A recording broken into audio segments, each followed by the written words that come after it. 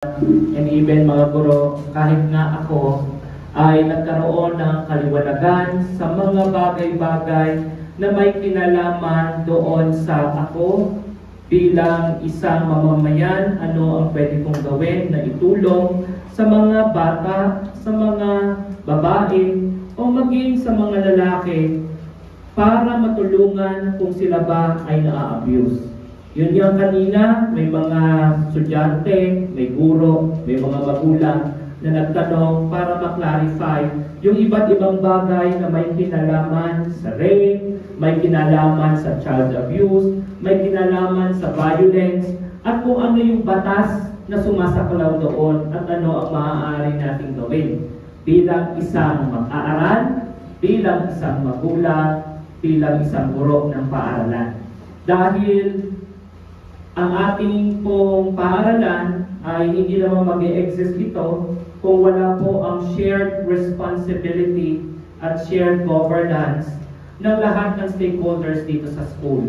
At nagpapasalamat kami sa ating mga magulang, siyempre sa pangunguna ng ating SPTA President, si Ma'am Emma. Narito po si Ma'am Emma, panampakan din natin.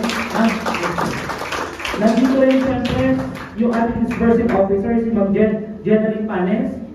And then we have si Sir Judar Barbosa, our treasurer. At si Ma'am Maria Jean Villa Gomez. Si Ma'am Maria Jean Villa Gomez. Meron po akong sinabanggit na officers ng SPTA. At syempre, palakpakan natin yung mga magulang na narito. Ay present po yan. Maging syempre yung ating mga representatives ng iba't ibang organizations dito sa paaralan. Napagpinungunahan ng ating SIT President si Wapa Omar. Sa puso kami nagpapasalamat po, Ma'am Lovely Gonzales. Siyempre Lovely yan eh. Ma'am Lovely Gonzales po, sa pagkakataon na ibinigay ninyo ngayong hapong ito para po makapagbahagi sa ating mga magulang at sa ating mga mag-aaral na may kinalaman para sa ating syempre campaign to end violence against women, against children. Dahil dito sa ating paaralan, katulad ng sinasabi ni Ma'am Lovely, ni Ma'am Love, na meron tayong anti-bastos law, yung Safe Spaces Act. And we want to ensure that this institution is a safe space for everyone. Kaya nga, we come up with this kind of activity, an information dissemination to all the parents, to all our learners, to our teachers, on how we will going to ensure that our school will always be free from any harm, from any discrimination, from any violence. Because sa isang matatag na paaralan, laging naandoon yung tinatawag nating ligtas and ensuring the equal opportunities and equal protection sa bawat isa.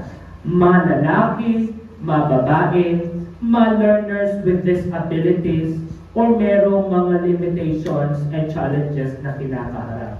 At ngayong hapong ito, nagpapasalamat po kami sa lahat ng magulang, sa mga mag-aaral, sa atin kay Ma'am Lovely kasi siya talaga yung nakapronta pagdating sa protection ng women at ng children. Yes, doon sa atin sa police station, doon sa may Malabon. Kapag meron tayong problema na may kinalaman sa children, sa mga babae, na abuse, na rape, at kung ano pa, sino tatawagan? Si Ma'am Lovely Gonzales. At si Ma'am Lovely Gonzales, batiin natin ang belated happy birthday, Ma'am Lovely Gonzales. Kahapon po na ako ay birthday ni Ma'am Lovely Gonzales.